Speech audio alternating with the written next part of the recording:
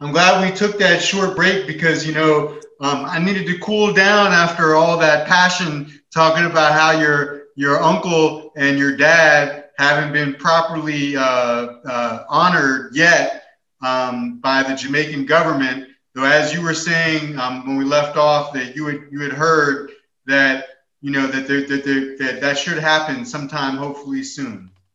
True. Yes, yeah, man. Cool. Well, now, Yes, Aston, one other thing that the one thing that you mentioned in our last segment was you mentioned that your dad has a lot of children, and yes. a lot of people mistakenly assume that your dad got the nickname Family Man because he has a lot of children. But I actually understand that your dad, and I read this in Roger Stephens' book, that your dad gave himself the nickname Family Man even before he had any kids, and that your dad called himself Family Man because of his ability to organize things for a band in the same way that you would for a family. Is that also your understanding? Yes, that's true. And so I found that to be really interesting, and I wanted to ask you because you know your dad, as we've talked about, is such an iconic figure in reggae, and was the band leader after Bob died. He was the leader of the Wailers for so long, only retiring in the last couple of years and churning over the awesome responsibility and the reins of being the band leader of the Wailers to you. And if you think about Family Man's nickname and why he nicknamed himself that, I feel like people will understand why it is. I'm going to ask you the next question, which is, what was the advice that your dad gave you? I guess it was in 2016 or so when you started to become the band leader for the Wailers. What was the advice that he gave you? The main bits of advice that he gave about the skills and the qualities that are critical for a band leader, a family man, to possess, to be able to have a good touring band? Yeah, well, he told me how he used to be in the past. And when he just took over the band, he wanted to keep the band as a unit. But as he gotten older, the difference is everybody in the band is a star. But, Yeah. even though they respect him and know that he is the leader, when they couldn't get their own way, things just went kind of haywire. So a lot of them left the band. And then they came back again, and then they Yeah. leave and come back and leave and come back. So after a while, my father got into a position where he's used to people leaving and coming back. So he was always cool and mellow, but he was very strict. Like if someone had a complaint, he would give them like one chance, and if they complain again, he will just replace them. Wow. And he always and he told me to try not to be that way, but he said he became that way due to experience. But he said to learn from those mistakes and try to keep a band. He said never to judge someone and never pick a side. So Wow. basically, if someone in the band has a misunderstanding, even though I might not agree with that one, I have to still find out and see why and what is the problem why that one doesn't agree. And This is so critical, Aston, because a lot of yeah, reggae bands don't stay together. Raging Fire, that was when they were the original Raging Fire with the Kumar yeah, as the lead singer. I right. mean, this was one of my favorite bands, and then I interviewed them so many times, and I actually interviewed them right before they broke up. So bands, I just to Yeah. say bands break up. So what was there anything else that you wanted to say about what your dad had said about running a band? You said a lot, but was there anything else? Yeah, he also told me to be careful of LSD, which Lead singer LSD, disease. lead singer disease. Yeah. Lead singer disease is a disease where a lot of lead singer get. Meaning it don't have to be a negative stuff. It can also just mean that you have to remember when you're singing, well, for Wailers, when you're singing in Bob Marley's shoes, you get a power, you know. You get a power and then you forget who you really are sometime, and then you start to say you are a leader, and you say because name lead singer. So what we did, we when we start touring again, we took out the word lead Wow. singer. Very interesting. No, Yeah, it's that just makes sense. singer because things get heated, and you know, Egos will get out of control if you don't do things like that, right? yeah. And then if you have to depend on, all right, look at this. We know that I believe in God, right? I believe in the Almighty. But I say love is my religion, just as Ziggy said, because from my experience with the Rastafarian community, they're all great, but there's different tribes. And the tribe that I'm used to being around is 12 tribe. Right. But even though I would never attended, I have a lot of family who was in 12 tribe. You know? Yeah. And then father have a lot of friends who was Bobo, and also a lot of friends that is I Biggie. think. Yeah. So the Rastas them that I grew up with was very, you know, smooth and, you know, righteous and live good, treat women good, and, you know, and these Yeah. things, these are the things what I'm used to. Yeah. But then nowadays when you see the way how a lot of them is, especially my father never forced things on me. And that was the one of the reasons why I wanted to learn more about the Rastafarian community, because it was just so open, and they open their arms and they never condemn you and tell you this. Because you have religions out there. The Bible says thou shalt not judge, and a man say you're gonna go to hell. The first He already committed a sin because he the said first thou shalt not judge. Yeah, I mean the first time I went, I've been lucky to go to Jamaica 3 different times. Yes. I told you about the most recent one, but very first time I went to Jamaica, the first thing that happened to me was I got picked up and we went to a Rasta. We were hungry, and our driver took us to a Rasta man's yard, and he made us a soup, an ital soup, Yeah. and there was so much, I mean, I was just a strange looking guy from this United States, and it was as if we were family right away. Yeah. So Yeah. I feel what you're saying now. One question I would wanted to ask is actually it's from a DJ who I'm friends with, who is he runs the Sounds of the Caribbean reggae radio show, and he has a podcast too. He's often playing Wailers music. And one question he said I should ask, and I think it's a good question, is you were sort of getting at this a little bit, is he said there have been so many different formations of who exactly is touring with the Wailers over the last few years. And he was curious, as the band leader, how do you decide who goes on tour, who's going to be the lead singer, who's going to be the guitarist? How do you make decisions like that as the band leader? Well, what we do, we try to create a team that is in the family. So either your bloodline or your student, you Yeah. know. If it's someone that is out far, it's someone that is capable of learning. You know, so we'll bring in people and train them. The Right. only thing I never did was train them and make them sign a contract.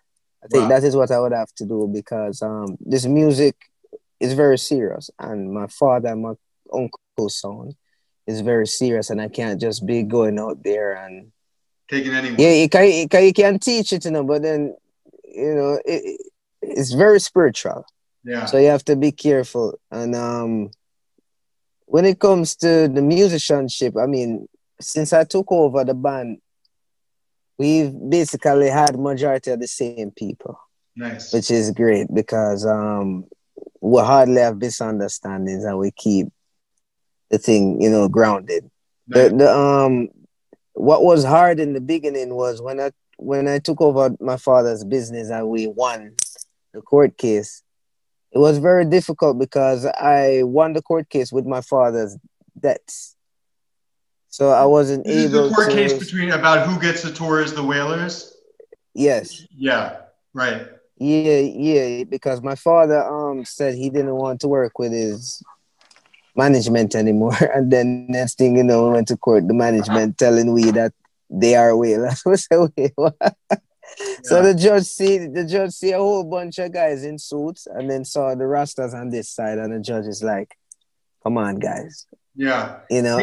Suits and so that Aston, didn't really go too far. Aston, the last thing I want to ask about your legendary family before I want to get into a little bit more about your career and then also turn to the One World album is is something that concerns me that Chinna talked about in Kingston with me last year. It was something else that came up during our interview because Chinna made clear in my interview with him that he's not only angry with the Jamaican government for what he perceives as their disrespect of the Wailers' and legacy, but and especially when it comes to your dad and your uncle. But actually, he's really upset about Tyrone Downey and Wire Lindo and all those guys. But he also made clear that he's upset with the Marley family too over what he believes to be their financial mistreatment of the original Wailers. And Chinna said to me, the Marleys, quote, have the money, but where is Family Man's money and Carly's money and Tyrone's money and my blood clot money too? And Chinna continued and he said, quote, these people that are listening to reggae, they must go into the history of the music and find out how come the Wailers so poor and everybody else rich. Now, I know that your dad once sued the Marleys and Island Records unsuccessfully, I think, over some unpaid royalties. And I know that that was some time ago. But I, as a reggae journalist, when Chinna says that, I feel like, and I'm talking to you, I feel like you would, I don't want to judge up any bad history, but I also feel like it would be a disservice, given what Chinna said, that I need to ask you, does your dad and your uncle Carly's family, do they still feel financially wronged by the Marley family and the Marley estate? I want to tell you, all of this was before my time. Yeah. I was still in middle school. Sure. So as you can see, we are doing a lot of things with the Marley family. They're on your album. They're on the new album. Right. Marley, Right. So we can't sing one love if we don't live it. So we live one love. And that's why we made a new song for a new generation called One Prayer, One World, One Prayer. And they were a part of it. And, because we're family, because remember, family have disputes in their own family too. True. And it's just different things and misunderstanding in different ways. So when it comes to my father now, as you can say, remember I told you about my father's management. Yeah. So things could have probably been much smoother if yeah.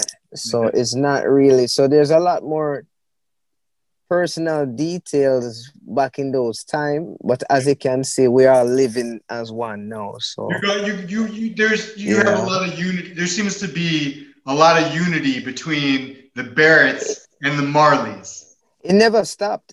Stopped. You know what I mean? It never stopped. Even in those times, we were still around hanging out and we were still doing things. Those were just business things. There's a difference between business and family. Yeah, because really and truly, majority of it wasn't even my father. It was the people in my own. Yeah. So, but we understand, and everybody understands. Your first professional gig after you moved from Jamaica to the United States was, I understand, actually that was playing bass for Julian Marley when you were in high school. When you were in high school, that was your first gig, right? True. I would say middle school. Middle school. Wow. Yeah, because you were like 14. Yeah, very young. Yeah, man. This is 2005. And were 2005. You were living in Florida then too? Were you living? Yes. Yeah, I came up to America and I've been in Florida ever since, in September 11th. It, 2000. Yeah, 2001, September 11th. Early the morning before the thing happened, we came. wow, that must have did what did you think when that happened when that terrorist attack happened? Yeah, when it happened, Yeah. we thought it was like a movie. We didn't Wow. really know what was going on, as a kid. And when we saw it happen, because I remember that's back in the days, when I came on, when we came up, we didn't get to our house yet. It wasn't a closing thing. We were still waiting for it to close, so we stayed by our auntie.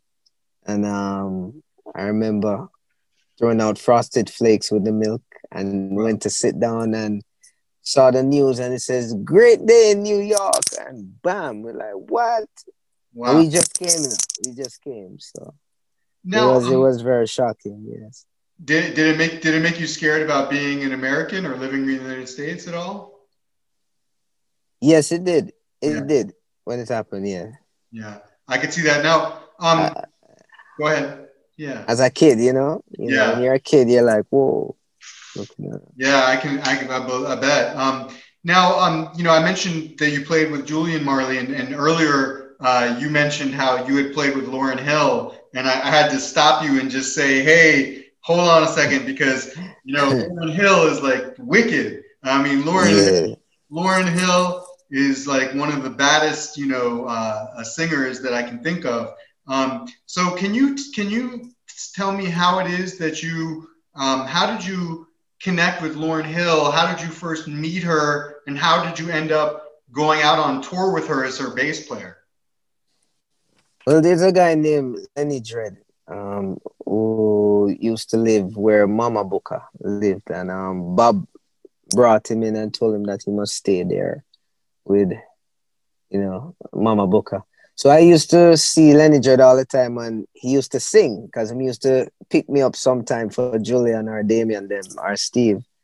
And I said, man, you have a wicked voice. You sound like a Marley. You have that kind of tone. So I said, I want to do an album for you. And I did 3 songs. Remember now, I'm in high school. Don't know anything. I just said, yeah, I want to do music. Wow. So anyways, I did 3 music with him with a guy named Baga, who used to be around too. And then he told me that he got a call to go do some work with Lauren. So he was there and he was telling Lauren about me because he was driving with her, I would say Miss Hill. And she said, yeah, because she's also a huge fan of my father and she wanted to hear me. So I got the call for the audition. Wow. And the audition was very short because as soon as I went there and auditioned, they're like, okay, show tomorrow. Awesome. Wow. Yeah, that's amazing. Yeah, so it was great. And that's when I realized how the difference of touring in reggae bands and the difference of touring on a professional How, band, how's where I what's was the saying difference? it at the time it was very different Yeah. because Lauryn Hill is on the top level.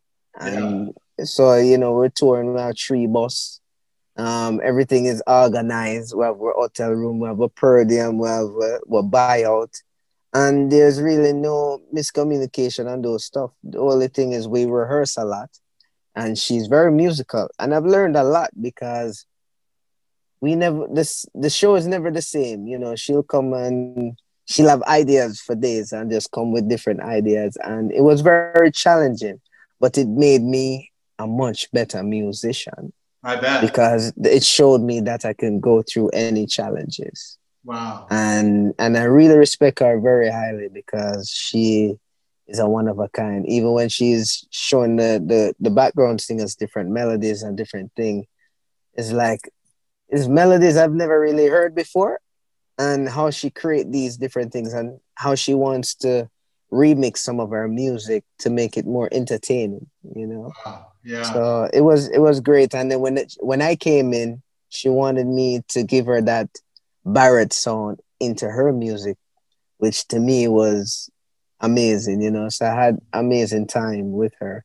So when I was touring with her, that's when my father called me back. I think after the second year, he was doing the Rock the Bells, and he called me and asked me if I could come back with him. So that's when I told her people. How did Lauryn Hill take it when you said I got to go back and listen to my father and take over the Wailers again? What did she say? Yes, well, it wasn't take over the Wailers then. It was just Oh, well, work with come my back. Yeah, that's father. right. Come back and play with the band. To be the drummer, Yeah, right? To be the drummer first, right? no, I was the organ player. Organ player. Okay. Wow. Yeah, You've done it all for yeah, the cause Wailers. Yeah. yeah, man, percussion and organ, Wow. and then I'll play bass for the last 3 songs, and my father play organ. Yeah. Yeah, Wow. she was fine. She took it good because it's my father and he's a legend and she's a fan too. Respect. Respect. So Now, it's family. true. Now, about 4 months ago, I think you were also interviewed on a show. It's called Reggae in Seattle, and you said about this new Wailers album, One World, quote, "We will say that we don't care about the Grammys, but we kind of do." Now, naturally, any musician, even for reggae, wants to win a Grammy. Though I'll never forget, I will say, I'll never forget when Ducky Simpson of Black Uhuru, he was talking to me about the Grammys, and he laughingly told me that he gave his Grammy award to his son to play with, and his son knocked the funnel off of the award and threw it down a balcony. And he was laughing about it, and I was thinking, that's your Grammy award. That's a good. But Ducky Simpson, he's a different kind of guy. But for you and the Wailers this year, for you and your band, why would winning a Grammy award be so meaningful? Yeah, it will be meaningful because it will go directly to my father. Respect, dedicated. Yeah, that is why. We do it. I do it for myself as well, for the hard work. But when it really comes through the hard work, my father is the man. Yeah. So to even reach to this level, he guided me through everything. Because remember, they made an album of the century, which is bigger than anything. It's bigger than Grammy, bigger than anything in the world. Yeah.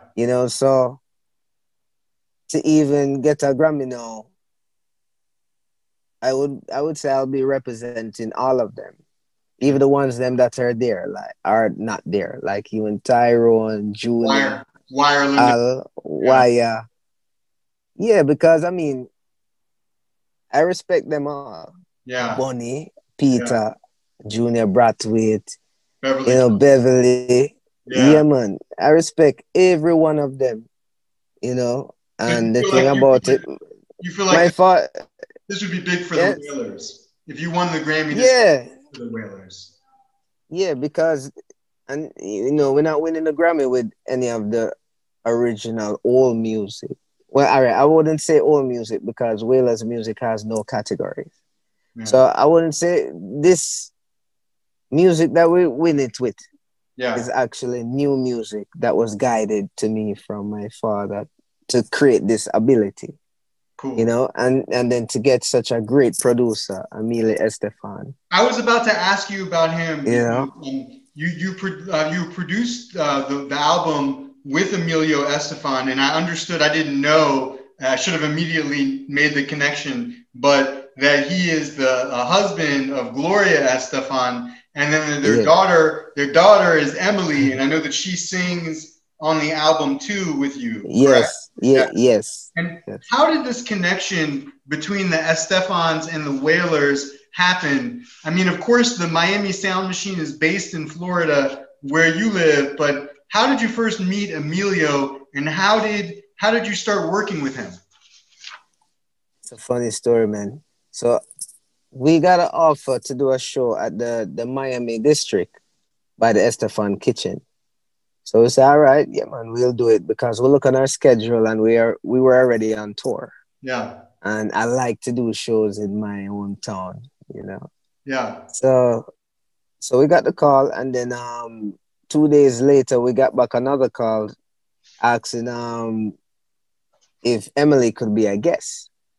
So at the time we were wondering who was Emily at the time. So when they said Emily Estefan, then it kind of makes sense. So we said, oh, it's a daughter. They said, yes, Gloria's Wow. daughter and Amelia's Yeah. daughter. So we said, all right, yeah, sure. Yeah. If it's her daughter, so they said they will do a rehearsal. So we had 1 day rehearsal. And she rehearsed 3 songs with us. And she was so amazing. We're like, my gosh. And we did the show, and she did the whole show. Like she rehearsed the whole show with us. But she Wow. only did rehearse about 3 songs. Now So I have to ask. I have to ask because yeah. anybody who grows up around the time I'm a little bit older than you are. I'm a little. I won't say exactly how much older, but I'm older than Yeah, you. yeah. And anybody who grew up when I did, the Gloria Estefan, is like a goddess. Like the rhythm is gonna get you and all those songs.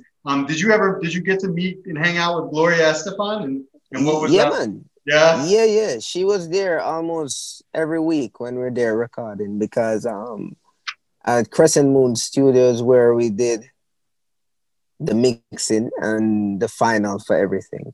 Yeah. So they have like 5 or 6 rooms. I'm not really sure. I've only really been in 3 rooms. Yeah. So the room downstairs is the room with the API console. That's the one where we track everything. And then upstairs where they have the J9000 SSL board, that is where we did all the mixing with the Manley and the stuff. And then I called, honestly, like when we started to record, it sounded good, but the API console was giving me a frequency that I loved, but I wasn't getting that push that that I was used to from the Rupert Neve.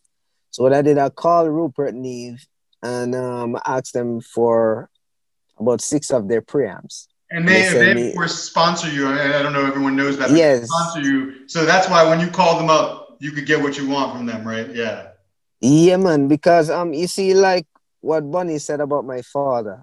Oh, he will just put things together and get a sound that you can't really get if you go into the stores. Well, Yeah. that's what Rupert Neve, not Neve, no. Neve is wicked, but Rupert Neve sound is close to like what I remember my father will create. Cool. So that's why I really like them, especially when it comes to I think the smartest thing they came out with was the silk. The silk is like one of the best thing, and they have a tape emulator, which is called the 542s. I have 2 of them here, and their EQs is like no other. But on the album One World, we use the API console, which is also phenomenal. We use the EQs from the API, but we use the preamp from the Rupert Neve, and it has the silk. So we turn on silk if we need it or whatever. I'm gonna have to drop all And this on my friend scientist later and see what he's ye- saying, Jeff. I know because I know he'll know about all this equipment. Now I have to ask the song where you one of the songs where you sing lead. I mentioned Destiny. It's one of my favorite songs. It has a very rootsy vibe. And I was really surprised when I read. I didn't know that Destiny was actually a remake of a Gloria Estefan song. And if you listen to Gloria's song, and then you listen to the Wailers remake of it, it's remarkable how you reggaeified that song. I guess, and as you say, you Wailerified the song.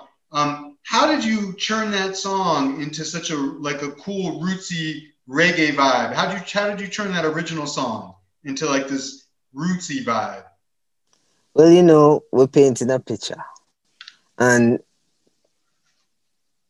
to even tell you how it really started, that was the second song we worked on with Emilio. The first song was One World, One Prayer, and the second song was Destiny. So after we did the whole show with Emily, we went upstairs and Emilio came to me and said, reggae coming back on a different level. This is when I just met him. And then he said to me, I would love to help you guys. So I said, all right. Many people say they would want to work with us and stuff, so I didn't take it serious. And we got a call from his, manager at the time who just passed away. Rest in peace, Frank. One Wow. of the best, one of the best guys, man. Yeah. And we got invited to the studio, and that's when we saw everything and we spoke. Then 2 days later, we got called to go to Sony Latin with Amelia.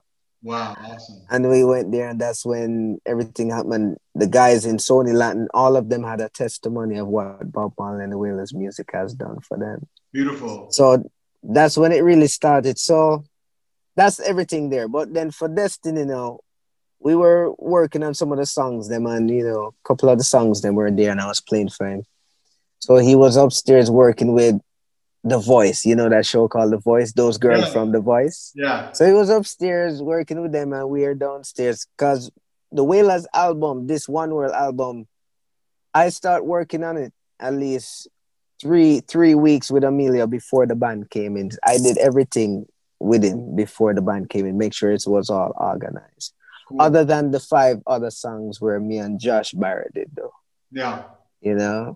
So he came downstairs now and he sit in the chair beside me and he said, I have a song named Destiny that I want you to hear. I would like to do this over in reggae. It's a song that we did with Gloria, and it was a hit.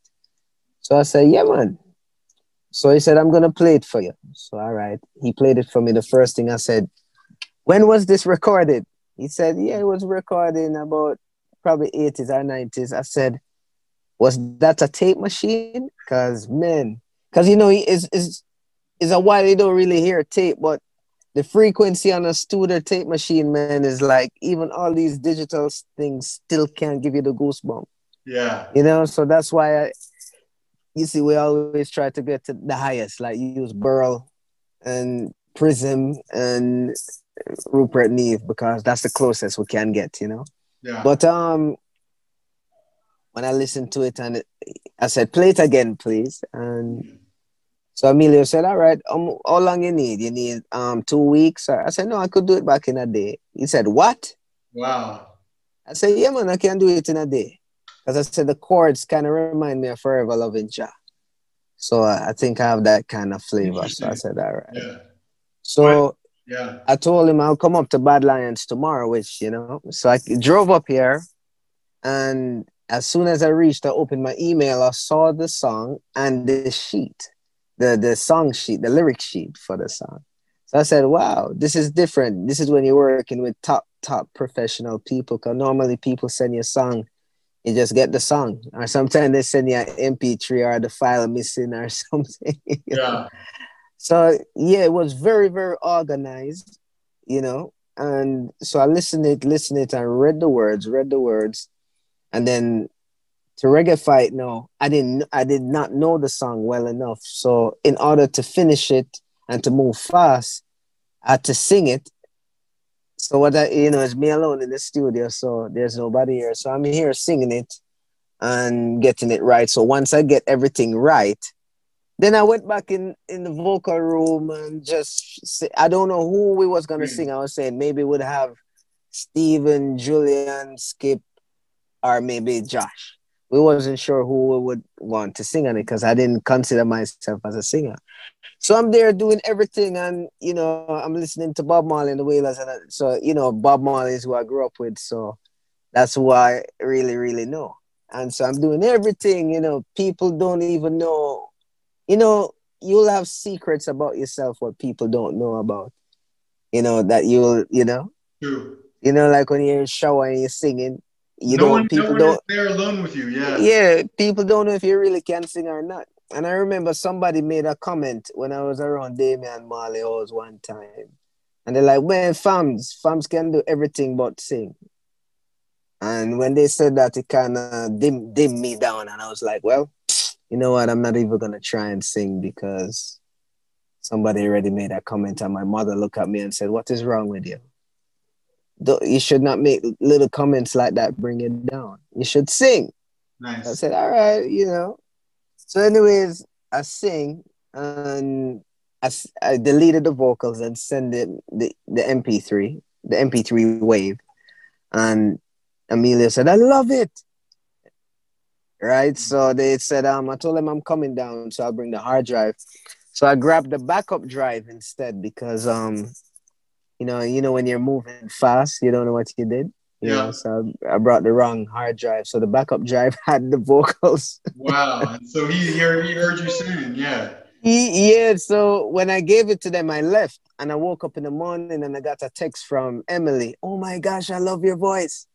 I said, what do you mean? She said, you're singing. I said, what? I said, oh crap. I said, no, no, you're not supposed to hear that. She's like, yo, we're keeping it. I said, no, man. So I It, said, tell you, yeah.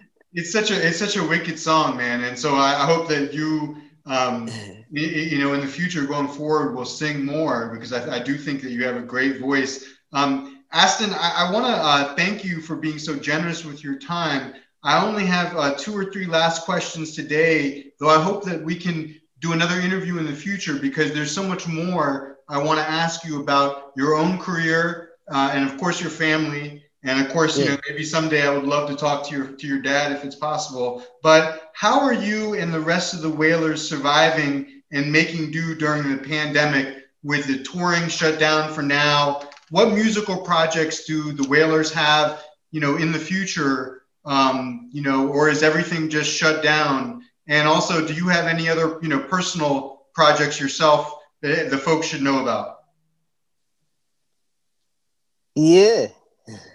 Yeah, what are some of the So projects you have that do you have any do you I mean is everything is the touring is completely shut down right now. So are you just working on new music or what do you have going on with the Wailers? yeah, well, the way. All right. So I just spoke to Emilio 2 days ago, and I went to see him actually. We're starting the new Wailers album. Awesome. Another one. Yeah, Yeah. yeah, man. We're starting a new one right away. Do you have a name for it yet? No, Okay. no, cause we're still writing as Okay. well. Okay. So new music. I working with a guy named Jagon. He's from Brazil. Also a guy named Rafael from Brazil, and I a also guy named Fab from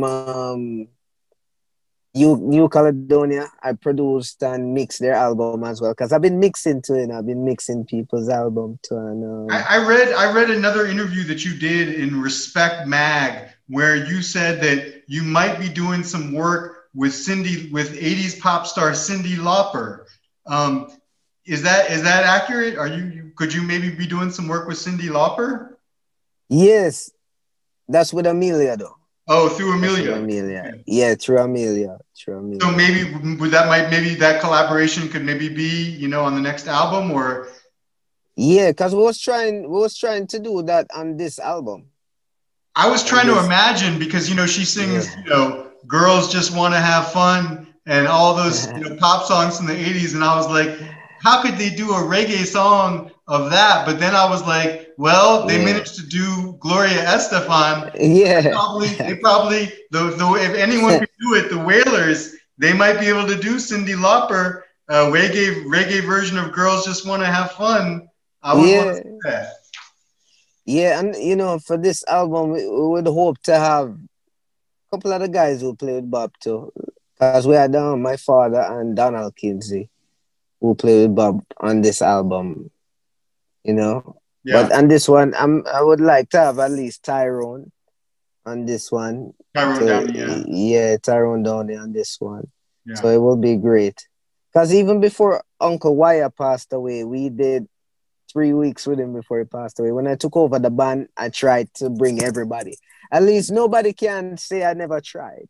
Cool. Yeah, that, I don't think they can, right? Yeah, they can't say I never tried because when we took over, before we took over, we tried it with the original Wailer, the one that I'll have out there. And it couldn't work because my father is originally Al's boss. Yeah. So working there, it couldn't really work.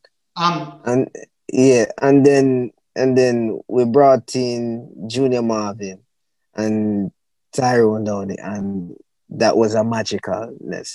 Tyrone is there. Tyrone is still there. He tours with us mostly in Europe. Uncle Junior is the best. But Uncle Junior is also his own kind of singer and he has his own style. So he wanted to do his own thing as well. So he I, went back and did his own thing. But we I, have Donald Kinsey. Aston, I don't mean to cut you off, but I think our video is going to end pretty soon because the Zoom cuts off after 40 minutes.